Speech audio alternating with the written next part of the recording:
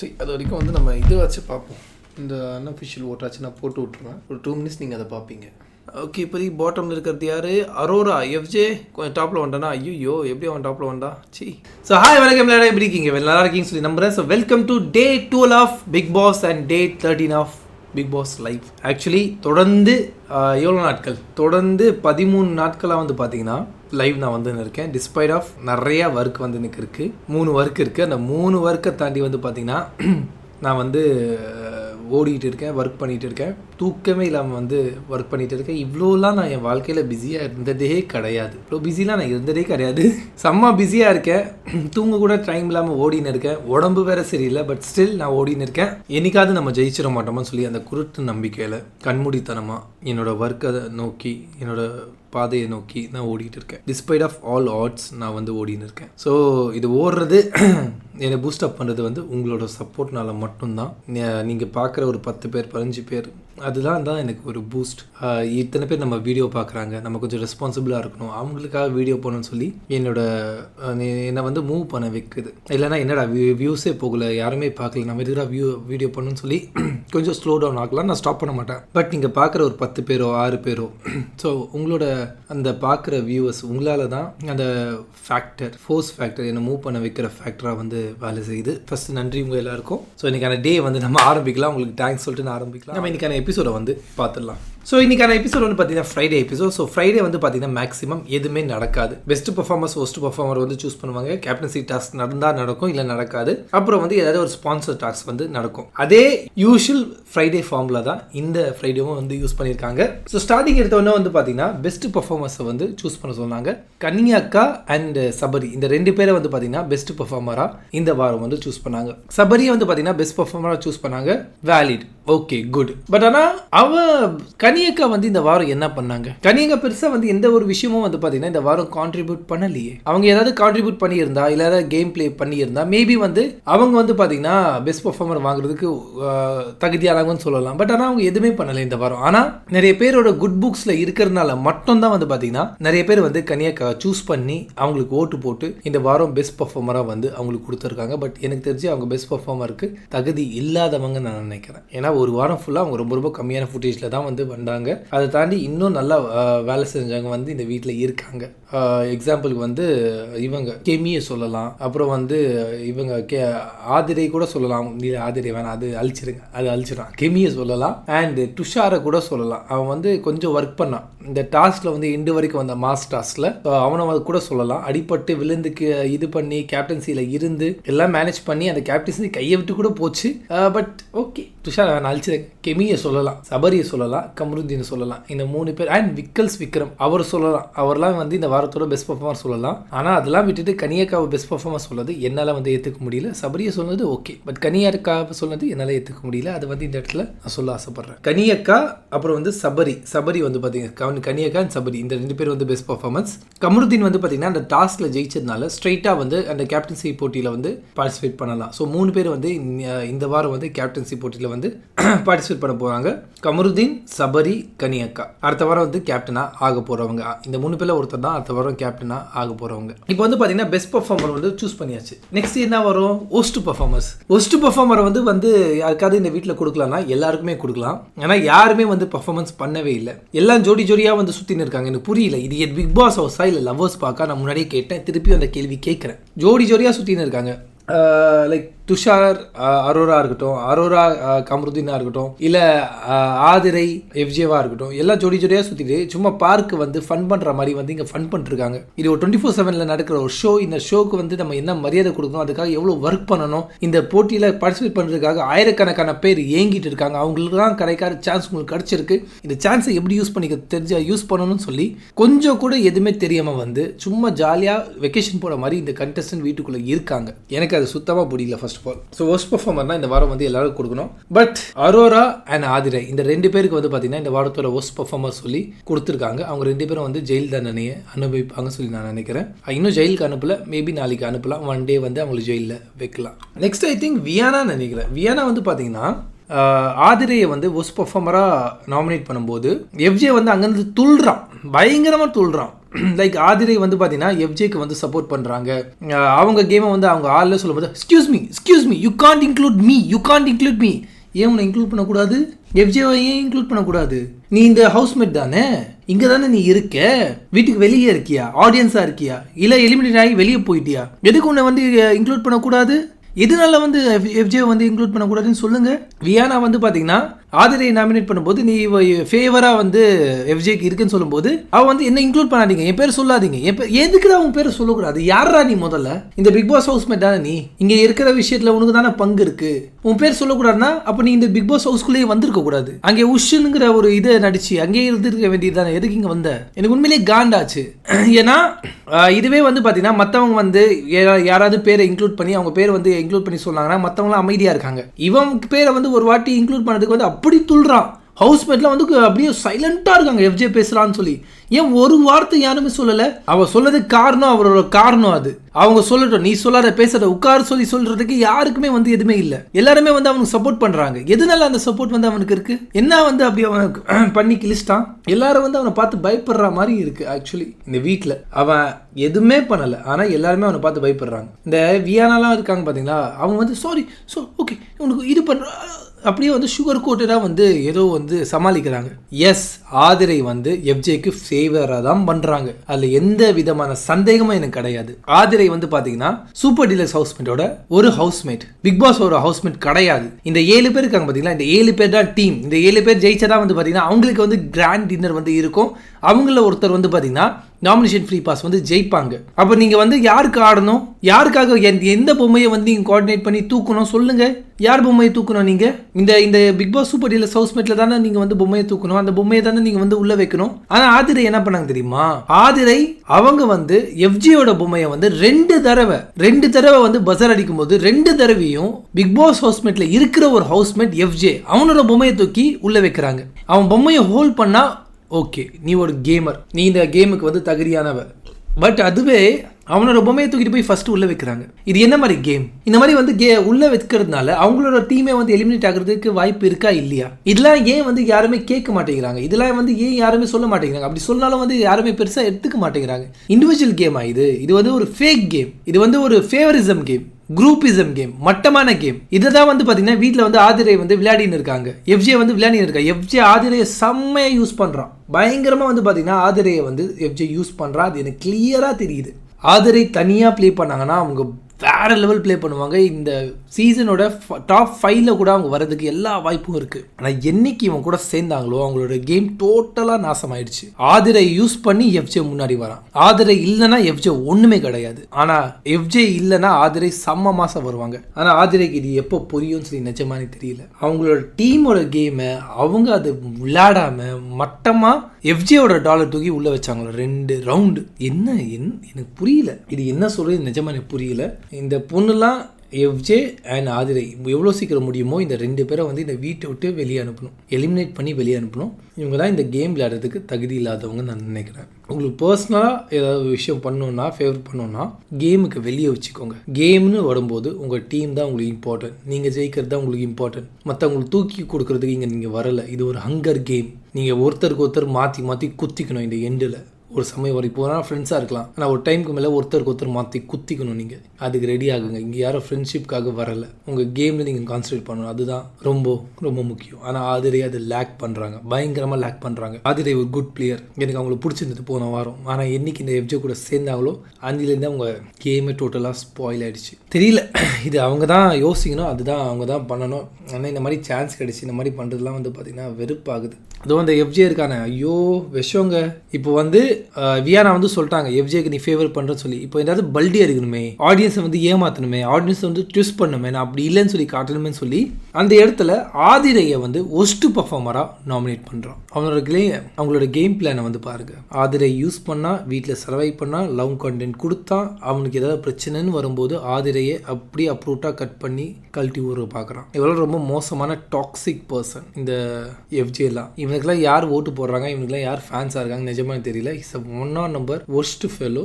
Is a very very toxic person இந்த வீட்டுக்குள்ளே. அவனை பற்றி ஏதாவது ஒரு விஷயம் தப்பாக வந்தோடனே அப்படியே பல்டி அடிக்கிறான். இவ்வளோ நாள் ஃப்ரெண்டாக சுற்றி இருக்கான். இப்போ பல்டி அடித்து அவங்கள குத்துனா பார்த்தீங்களா, அதுக்கப்புறம் அடுத்த செகண்டே வந்து ரேம்ப் வாக்கில் அவங்கள யூஸ் பண்ணி அவன் வந்து வின் பண்ணான். அவன் நல்லா தான் பண்ணான். 2 பேரும் நல்லா தான் பண்ணாங்க, நான் அதில் கூட சொல்லலை. இப்போது அவங்களே வந்து ஒர்ஸ்ட் பர்ஃபார்மராக குத்திக்கிட்டு திருப்பி வந்து ரேம்ப் வாக்கில் வந்து ஜாயின் பண்ணி பண்ணுறதுல என்ன நியாயம் இருக்குது? இப்போது நான் ஒன்று கேட்குறேன், சிம்பிளான கொஸ்டின் கேட்குறேன். ஒர்ஸ்ட் பர்ஃபார்மராக வந்து ஆதிரையை வந்து எஃப்ஜே குத்தும் போது என்ன காரணம் சொல்லலாம்? நிறைய நேரம் வந்து என் கூடயே அவங்க இருக்காங்க, கேமில் விளையாட மாட்டேங்கிறாங்கன்னு சொன்னானா சொல்லலையா? அப்படி சொல்லிட்டு அதுக்கு அடுத்த செகண்ட் அந்த ரேம்ப் வாக் வரும்போது ஆதிரை கூட வந்து ரேம்ப் வாக் பண்ணுறான். இப்படி ஒரு கமெண்ட்டை சொல்லிட்டு இப்படி வந்து ஒருத்தங்களை வந்து குத்திட்டு என் கூடயே சுற்றுறாங்க, அதனால அவங்க கேம் வந்து விளையாட மாட்டேங்கிறாங்க, அதனால வந்து ஒர்ஸ்ட் பர்ஃபார்மர் சொல்லிட்டு எப்படா உன்னால வந்து அடுத்த செகண்டே வந்து ரேம்ப் வாக்கில் அவங்க ஜோடியாக சேர்ந்து வாக் பண்ண முடியுது? பக்காவாக வந்து பார்த்தீங்கன்னா ஆதிரையை வந்து அவன் யூஸ் பண்ணுறான், அவன் ஜெயிக்கிறதுக்காக, அவன் வெளியே தெரியறதுக்காக. இது ஆதிரைக்கு வந்து புரியலையானே தெரியல. நிறைய ஃபேன்ஸ் வந்து ஆதிரைக்கு இருக்காங்க. இதனாலேயே வந்து நிறைய ஃபேன்ஸை வந்து அவங்க லூஸ் பண்ண போகிறாங்க. அவங்களோட கேம் பிளே வந்து அவங்க லூஸ் பண்ண போகிறாங்க பிகாஸ் ஆஃப் திஸ் எஃப்ஜே. தெரியல, இது என்ன சொல்லணும்னு தெரியல. இது அவங்க தான் இண்டிவிஜுவலாக முடிவெடுக்கணும். நான் சொல்கிறது எதுவுமே இல்லை. இதெல்லாம் அவ்வளோ பெரிய சான்ஸுங்க, சால்ட்டாக விடுறாங்க. நெக்ஸ்ட் வந்து பார்த்தீங்கன்னா 2 பேர் வந்து இன்றைக்கி வந்து அவங்களோட கடந்து வந்த பாதையை வந்து சொல்கிறதுக்கான நேரம் இருக்குது. கமருதீன் அண்ட் அப்சரா, இந்த 2 பேர் வந்து பார்த்தீங்கன்னா அவங்களோட ஸ்டோரியை வந்து ஷேர் பண்ணாங்க. கமருதீனுக்கு வந்து பார்த்தீங்கன்னா கொஞ்சம் ட்ராமேட்டிக் இதுதான் இருந்திருக்கு சைல்ட்ஹுட்டில். அப்சராவை சொல்லவே வேணாம். ஒரு டிரான்ஸ் உமன், ஒரு பையனாக பிறந்து இந்த சொசைட்டியில் சர்வை பண்ணுறது கஷ்டம், ஒரு பொண்ணாக சர்வை பண்ணுறது கஷ்டம். ஒரு பையனாக பிறந்து அது வந்து டிரான்ஸாக மாறி லைக் அது அப்படியே வந்து ஆப்ரேஷன் பண்ணி மாறுறதுலாம் யோசிச்சு கூட பார்க்க முடியல. எத்தனை பேரண்ட்ஸ் வந்து அதை ஒத்துப்பாங்க, எப்படி வந்து கூட இருக்கவங்க அதை ஒத்துப்பாங்கன்னு சொல்லி நிஜமாக தெரியல. Hats off man, hats off, amazing. ஆனால் அவங்க பார்க்குறது பொண்ணு மாதிரியே இருக்காங்க. ஒரு பொண்ணு எப்படி பார்க்குறது எப்படி இருப்பாங்களோ அதே மாதிரி இருக்காங்க. ஹேராக இருக்கட்டும், கண்ணாக இருக்கட்டும், எல்லாமே வந்து பார்த்திங்கன்னா பொண்ணு மாதிரியே இருக்குது. நான் ஃபஸ்ட் டைம் பார்க்கும்போது என்னடா இவ்வளோ அழகாக இருக்காங்க, பொண்ணு மாதிரியே இருக்காங்கன்னு சொல்லி லைட்டாக அது இருக்குது, அந்த ஃபீல் இருக்குது. பட் ஆனால் பார்க்குறதுக்கு பொண்ணு மாதிரி தான் இருக்காங்க. ஷீஸ் பட் பொண்ணு மாதிரி மட்டும் இல்லை, பொண்ணு தான் அவங்க. She's a girl. அமேசிங்கான ஸ்டோரி, நைஸ். நெக்ஸ்ட் வந்து பார்த்திங்கன்னா கேப்டன்சி டாஸ்க் வந்து கண்டக்ட் பண்ணாங்க.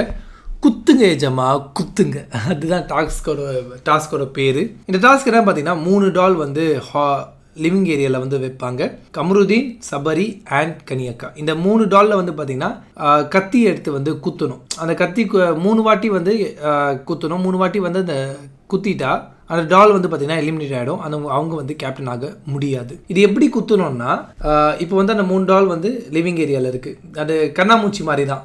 இந்த 3 பேர் வந்து பார்த்தீங்கன்னா அதை பார்த்துனே இருப்பாங்க. அந்த டால் இங்கே இருக்குன்னா அவங்க 3 பேர் வந்து இங்கே பார்த்துனே இருப்பாங்க. அவங்க எப்போ இப்படி திரும்பி கொஞ்சம் கவனம் இல்லாமல் இருக்கும்போது சல்லுன்னு ஓடி போய் குத்திடணும். அவங்களுக்கு வந்து தெரிஞ்சிருக்கும் போது குத்த முடியாது. அவங்க வந்து திரும்பி குத்தாத நீ தான் பார்த்துட்டேன்னு சொல்லி சொன்னாங்கன்னா அவங்க வந்து குத்துறவங்க வந்து எலிமினேட் ஆகிடுவாங்க. அவங்களால வந்து திருப்பி வந்து குத்த முடியாது. பட் இவங்க கவனிக்காமல் இருக்கும்போது, கண்டஸ்டன்ட் வந்து கவனிக்காமல் இருக்கும்போது அவங்க போய் குத்திட்டாங்கன்னா அது வந்து வேலிட். அந்த ஸ்டாப் பண்ணுறது வந்து வேலிட். ஸோ அந்த மாதிரி வந்து 3 ஸ்டாப் வந்து ஒருத்தர் மேலே விழுந்துருச்சுன்னா அவங்க வந்து இந்த கேம்லேருந்து எலிமினேட் ஆவாங்க. லாஸ்ட்டில் யார் வந்து கத்தி குத்து கம்மியாக வாங்கியிருக்காங்களோ இல்லை கத்தியே குத்தாமல் இருக்காங்களோ அவங்க தான் வின்னர். பட் சோஃபார் கமருதீன் வந்து எலிமினேட் ஆகிட்டாரு. இப்போ வந்து கரண்டில் இருக்கிறது வந்து கனியக்கா அண்ட் சபரி. கனியக்கா கூட 2 குத்து விழுந்துருச்சு, சபரி வந்து 1 குத்து தான். வீட்டில் இருக்கிற எல்லாரும் வந்து பார்த்தீங்கன்னா சபரியை வந்து குத்துறதுக்கு ரெடியாக இருந்தாங்க. எல்லார் கையிலையும் கத்தி வச்சுக்கிட்டு எல்லாரும் வந்து பார்த்தீங்கன்னா எப்படியாச்சும் சபரியை அவுட் பண்ணுன்னு சொல்லி அவ்வளோ முயற்சி பண்ணாங்க. பட் சபரி அதுக்கு இடம் கொடுக்கவே இல்லை. நிறைய பேர் குத்த ட்ரை பண்ணாங்க. அந்த கண்ணு அப்படியே அந்த டால் மேலேயே வந்து வச்சுருந்தாரு. எங்கேயும் போகாமல் அப்படியே போனாலும் அந்த டால் மேலே ஒரு கண்ணு வச்சுக்கிட்டே வந்து எல்லா வேலையும் பார்த்துட்டு இருந்ததுனால அது மட்டும்தான் அவரால் வந்து காப்பாற்ற முடிச்சுது. இல்லைனா வீட்டில் இருக்கிற பாதி பேர் வந்து பார்த்தீங்கன்னா சபரியை தான் வந்து குத்திருப்பாங்க. பார்க்குறவங்க தான் சபரியை குத்துறான்ப்பா, இன்க்ளூடிங் கமருதீன். அவரும் வந்து சபரியை குத்துனாரு. பட் சபரி வந்து உஷாரு, அதை பார்த்து தெரிஞ்சுட்டு அது தப்பிச்சிட்டாரு. பட் நல்லா இருக்கு. சோஃபார் வந்து கேப்டன்சி டாஸ்க் வந்து அங்கே இருக்கிற ஹவுஸ்மேட் கையில் மட்டும் கொடுக்காம உனக்கு ஒரு வாய்ப்பு தரேன், நீ வந்து கவனமாக இருந்தேன்னா உனக்கு இந்த கேப்டன்சி வந்து கிடைக்கும், நீ கவனமாக இல்லைனா உனக்கு இந்த கேப்டன்சி கிடைக்காதுன்னு சொல்லி அங்கே இருக்கிற அந்த பார்ட்டிசிபென்ட் கிட்டேயே வந்து அந்த பொறுப்பை கொடுத்துருக்காங்க, அந்த இதை வந்து கொடுத்துருக்காங்க. இல்லை அதை வந்து கண்டஸ்டன்ட் வந்து ஓட் படி போனோம்னா அது வந்து ரொம்ப மோசமாக இருக்கும், அது வந்து பயஸ்டாக இருக்கும். ஸோ இவனுக்கு வந்து ஒரு சான்ஸ் இருக்குது, இங்கே பார்ட்டிசிபேட் பண்ணுறதுக்கும் ஒரு சான்ஸ் இருக்குது வின் பண்ணுறதுக்கு. ஸோ மோஸ்ட் ப்ராபபிளி சபரி இந்த டாஸ்க்கை வின் பண்ணி அடுத்த வாரம் வந்து சபரி கேப்டன் ஆவார் சொல்லி நான் நினைக்கிறேன், கெஸ் பண்ணுறேன். பட் அது வந்து நம்ம வெயிட் பண்ணி தான் பார்க்கணும். ஏன்னா கனியக்கா வந்து 2 குத்து வந்து வாங்கிட்டாரு. ஒன்று வந்து பார்த்தீங்கன்னா கனியக்கா நைஸாக திரும்பும்போது சபரியை போய் குத்திட்டான். நெக்ஸ்ட் வந்து பார்த்தீங்கன்னா சபரி கூட வந்து கனியக்கா பேசின்னு இருக்கும்போது பின்னாடி இருந்து பிரவீன் காந்தி வந்து குத்திட்டாரு. ஸோ அதனால் வந்து பார்த்தீங்கன்னா 2 ஸ்டாப் வந்து இவங்க வாங்கியிருக்காங்க, கனியக்கா வாங்கியிருக்காங்க. ஒரு ஸ்டாப் வந்து சபரி வாங்கியிருக்காரு. சபரி வந்து பேசிட்டு இருக்கும்போது நைஸாக வந்து அரோராவா வியானா வந்து குத்திட்டாங்கன்னு நினைக்கிறேன். ஸோ குத்திட்டு அவர் வந்து இருந்தாங்க. நெக்ஸ்ட் வந்து பார்த்தீங்கன்னா கமருதீனை பற்றி சொல்லவே தேவையில்லை. இந்த கேமும் புரியல, ஆட்டமும் புரியல, என்ன பேசுகிறானும் புரியல. இந்த கேமே வந்து பார்த்தீங்கன்னா கவனமாக இல்லாத டைமில் வந்து குத்துறது தான், முதுகில் குத்துறது தான், அதுதான் கேம். அந்த கேமை கூட பிடிச்சிக்க தெரியாத அப்பாவியாக இருக்கா. உன்னெல்லாம் யாருப்பா இந்த பிக் பாஸ் ஹவுஸில் விட்டா? யாரு சாமி நீ? எங்கேருந்து வந்திருக்கு? அந்த மாதிரி தான் கேட்க தோணுது கமருதீனை பார்த்தா. ஸோ கமருதீன் வந்து அவுட் ஆகிட்டார்.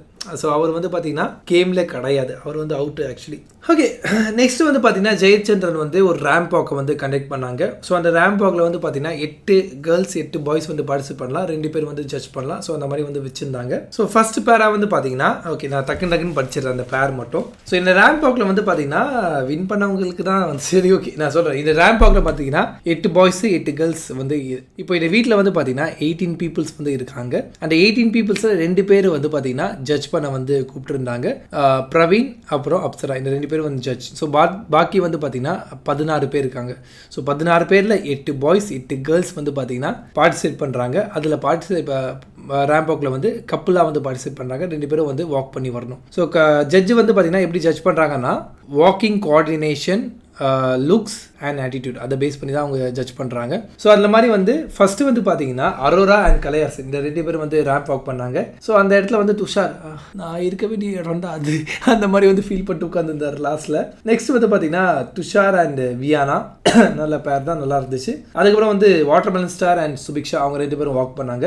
அதுக்கப்புறம் கெமி அண்ட் விக்ரம் இவங்க 2 பேரும் வாக் பண்ணாங்க. அதுக்கடுத்தது வந்து பார்த்தீங்கன்னா கமருதீன் அண்ட் பார்வதி அவங்க 2 பேரும் வாக் பண்ணாங்க. அண்ட் அதுக்கடுத்தது வந்து பார்த்தீங்கன்னா எஃப்ஜே அண்ட் ஆதிரை இவங்க 2 பேரும் வந்து வாக் பண்ணாங்க. கொஞ்ச நேரத்துக்கு முன்னாடி தான் அவங்க எங்க கூடயே டைம் ஸ்பெண்ட் பண்ணுறாங்க, கேம் ஆட மாட்டேங்கிறாங்கன்னு சொல்லி ஒஸ்ட் பெர்ஃபார்மர் குத்துனவன் அப்படியே அடுத்த செகண்ட் வந்து ரேம்ப் வாக்கில் வந்து கூட சேர்த்து ஜோடி சுற்றிட்டு ஜாலியாக வந்து வாக் பண்ணுறான். நல்லா இருக்குடா எஃப்ஜே பண்ணுறது, நல்லா இருக்கு, நல்லா பண்ணு. அவன் அப்படி சொல்லாமல் வாக் பண்ணியிருந்தா கூட நான் வந்து டென்ஷன் ஆகிருக்க மாட்டேன், எதுவும் சொல்லியிருக்க மாட்டேன். ஆனால் அவன் சொல்லிட்டு வாக் பண்ணுறான் பார்த்தீங்களா, மோசமானவன்டா நீ. அதுக்கப்புறம் வந்து பார்த்தீங்கன்னா சபரி அண்ட் கனியக்கா வந்து வாக் பண்ணாங்க. அண்ட் லாஸ்ட்டில் வந்து ரம்யா, ஜோ அண்ட் வினோத் இவங்க 2 பேரும் வந்து வாக் பண்ணாங்க. அண்ட் இந்த வந்து பார்த்தீங்கன்னா லாஸ்ட்டில் வந்து எஃப்ஜே அண்ட் ஆதிரை அவங்க 2 பேரும் தான் பார்த்தீங்கன்னா இந்த ஃபேஷன் வாக்கில் வந்து ரேம்ப் வாக்கில் வந்து வின் பண்ணாங்க. பிகாஸ் அவங்களோட கோஆர்டினேஷன், அவங்களோட ரேம்ப் வாக்கோட கோரியோகிராஃபி ரொம்பவே நல்லா இருந்துச்சு, ப்ரொஃபஷ்னலாக இருந்துச்சு. பேராப்பும் வந்து ஆக்சுவலி நல்லா தான் இருந்துச்சு. அவங்களுக்கு கிடச்சது எனக்கு டிசர்விங் தான் இருந்துச்சு, நல்லா இருந்துச்சு. வேறு எதுவும் சொல்ல விரும்பல, நல்லா தான் இருந்துச்சு. பட் ஆனால் அந்த இவங்க 2 பேரும் ஜோடிஸ் வந்து வாக் பண்ணாமல் இருந்திருக்கலாம். ஏன்னா கொஞ்ச நேரத்துக்கு முன்னாடி தான் வந்து குத்துனான். அதுவும் அந்த காரணம் சொல்லி குத்துனா, என் கூடயே சுற்றின்னு இருக்காங்க, என் கூடயே பேசின்னு இருக்காங்கன்னு சொல்லி அந்த காரணம் சொல்லி குத்தியும் வந்து எப்படி ஆதிரை அவங்க கூட இருக்காங்கன்னு தெரியல. It's very very harmful for Aathirai. எவ்வளோ சீக்கிரம் முடியுமோ அவ்வளோ சீக்கிரம் வந்து இவங்கிட்டேருந்து கொஞ்சம் தள்ளி வருது ஆதிரைக்கு நல்லது. டாப் 5 கண்டஸ்டண்ட்டாக வந்து பார்த்தீங்கன்னா ஆதிரையை வந்து நான் பார்த்தேன். ஆனால் இவங்க கூட சுற்றுறதுலாம் பார்க்கும்போது இவங்க 50 டேஸ் இல்லை 40 டேஸ்லேயே வந்து இந்த வீட்டை காலி பண்ணிட்டு போவாங்கன்னு நான் நினைக்கிறேன். Sad part to Aathirai. நம்ம வந்து பார்த்தீங்கன்னா இப்போ அன்அஃபிஷியல் ஓட் மட்டும் பார்த்துலாம். ஸோ ஃபார் அன்அஃபிஷியல் ஓட்டில் வந்து பார்த்தீங்கன்னா 7,33,000 ஓட்ஸ் வந்து ரெஜிஸ்டர் ஆயிருக்கு. ஸோ இதில் வந்து பார்த்தீங்கன்னா சிங்கிள் மெஜாரிட்டிங்க ஆல்மோஸ்ட் 2 லட்சம் ஓட்டு வந்து திவாகர் வந்து வாங்கியிருக்காரு. 1,70,000 ஓட்ஸ் வாங்கியிருக்காரு. 23% ஓட் ஷேர் வந்து வச்சிருக்காரு. நெக்ஸ்ட் வந்து பார்த்தீங்கன்னா சபரி வந்து இருக்காரு. 1,40,000 ஓட்ஸ் கிட்ட வந்து வாங்கியிருக்காரு. 19% ஓட் ஷேர் வந்து வச்சிருக்காரு. அது கீழே வந்து பார்த்தீங்கன்னா பார்வதி இருக்காங்க. 77,000 ஓட்ஸ் வந்து வாங்கியிருக்காங்க. 10% ஓட் ஷேர் வந்து வச்சிருக்காங்க. அண்ட் அது கீழே வந்து பார்த்தீங்கன்னா கமருதீன் வந்து இருக்காரு. 66,000 ஓட்ஸ் வந்து வாங்கியிருக்காரு. 9.03% ஓட் ஷேர் வந்து வச்சிருக்காரு. அண்ட் அது கீழே வந்து பார்த்தீங்கன்னா அப்சரா வந்து இருக்காங்க. 57,000 ஓட்ஸ் வந்து வாங்கியிருக்காங்க. 7.8% ஓட் ஷேர் வந்து வச்சிருக்காங்க. அண்ட் அது கீழே வந்து பார்த்தீங்கன்னா ரம்யா இருக்காங்க. 57,000 ஓட்ஸ் வந்து வாங்கியிருக்காங்க. 7.8% ஓட் ஷேர் வந்து வச்சிருக்காங்க. அண்ட் அது கீழே வந்து பார்த்தீங்கன்னா அண்ட் பாட்டம் 3ல வந்து பார்த்தீங்கன்னா எஃப்ஜே வந்து இருக்கான். 55,000 ஓட்ஸ் வந்து வாங்கியிருக்கா. 7.6% ஓட் ஷேர் வந்து வச்சிருக்காரு. ஆக்சுவலி இவரெல்லாம் எப்படி பாட்டம் 3ல வரலாம், பாட்டமில் இருந்திருக்கணும். சரி. அண்ட் அது கீழே வந்து பார்த்தீங்கன்னா கெமி இருக்காங்க. 55,100 ஓட்ஸ் வந்து வாங்கியிருக்காங்க. 7.5% ஓட் ஷேர் வச்சிருக்காங்க. அண்ட் பாட்டமில் வந்து பார்த்தீங்கன்னா நம்ம அரோரா இருக்காங்க. என்னால் நம்பவே முடியல. டேய் பலூன் அக்கா ஃபேன்ஸ் என்னடா பண்ணுறீங்க? ஓட் பண்ணுங்கடா உங்கள் அக்காக்காக. இதில் ஓட் பண்ணாதீங்க, ஹாட்ஸ்டாரில் போய் ஓட் பண்ணுங்க, இல்லை கால் பண்ணி ஓட் போடுங்க. வெறும் 54,000 ஓட்ஸ் தான் வாங்கியிருக்காங்க. 7.3% ஓட்ஸ் தான் வச்சிருக்காங்க. இப்படியே போனால் அவங்க எலிமினேட் ஆகிடுவாங்கடா. டேய் பலூன் அக்கா fans please vote for balloon அக்கா. See guys, I am not a balloon அக்கா ஃபேன், பட் ஸ்டில் பலூன் அக்கா வந்து ஏதோ ட்ரை பண்ணுறாங்க. Comparing to Apsara, comparing to FJ, balloon அக்கா ஏதோ ட்ரை பண்ணுறாங்க. இந்த எஃப்ஜேல வந்து பார்த்தீங்கன்னா பொறுக்கி பையன் சார், அவன் பொறுக்கி அந்த மிஷ்கின் டைலாக் இருக்கா ராகவ், இதை கொஞ்சம் ஆட் பண்ணி போட்டிருக்கேன். ஸோ எஃப்ஜே வந்து பாட்டமில் இருக்கலாம், பட் ஆனால் பாட்டம் 3க்கு வந்து பெரிய ஓட் டிஃப்ரென்ஸ் இல்லை. சம் ஹண்ட்ரட்ஸில் தான் வந்து பார்த்தீங்கன்னா டிஃப்ரெண்ட் இருக்குது. ப்ளஸ் இது வந்து பார்த்தீங்கன்னா அன்அஃபிஷியல் ஓட் தான், அஃபிஷியல் கிடையாது. அஃபிஷியல் வந்து இதோட ட்ரிபிள் மடங்கு வந்து அதிகமாக இருக்கும். பட் அன்அஃபிஷியல் ஓட்டை வந்து நம்ம ரெஃபரன்ஸாக எடுத்து பார்த்துக்கலாம். யார் வந்து வெளியே போகிறதுக்கு நிறைய வாய்ப்புகள் இருக்குன்னு சொல்லி ரெஃபரன்ஸ் எடுத்துக்கலாம். இப்போதைக்கு பாட்டம் 3ல டேஞ்சர் ஜோனில் இருக்கிறது வந்து பார்த்தீங்கன்னா அரோரா, கெமி அண்ட் எஃப்ஜே. இந்த 3 பேரில் ஒருத்தர் இந்த வாரம் வெளியே போகிறது வாய்ப்பு இருக்குது. அப்படி இல்லைன்னா இந்த ஒருத்தர் கூட வெளியே போகாமல் இருக்கிறதுக்கும் வாய்ப்புகள் இருக்குது. எதனால வந்து பார்த்தீங்கன்னா மண்டே வந்து தீபாவளி. ஸோ தீபாவளி இருக்கிறதுனால இந்த வாரம் எவிக்ஷன் வந்து கேன்சல் பண்ணுறதுக்கு 90% சான்சஸ் இருக்குது. ஸோ இந்த வாரம் வந்து யாருமே போக மாட்டாங்கன்னு சொல்லி நான் கெஸ் பண்ணுறேன். அது கெஸ் நடக்குதா இல்லையான்னு சொல்லி நாளைக்கு வந்து நம்ம தெரிஞ்சிடும். எவிக்ஷன் இருக்கா இல்லையான்னு சொல்லி நம்ம நாளைக்கு அதை பார்ப்போம். ஓகே பவனி ரவி, கண்டிப்பாக one day win bro, don't worry. Sure, அந்த ஒன் டேக்காக தான்மா இத்தனை நாள் வந்து ஓடின்னு இருக்கேன். பார்ப்போம் அந்த ஒன் டே எப்போ வருதுன்னு சொல்லி. பவனி Ravi, don't lose your hope bro. கண்டிப்பாக ஹோப்லாம் லூஸ் பண்ணலை, அதுக்காக தான் ஓடிட்டு இருக்கேன். ஓடுவோம், எவ்வளோ முடியுதோ ஓடுவோம்.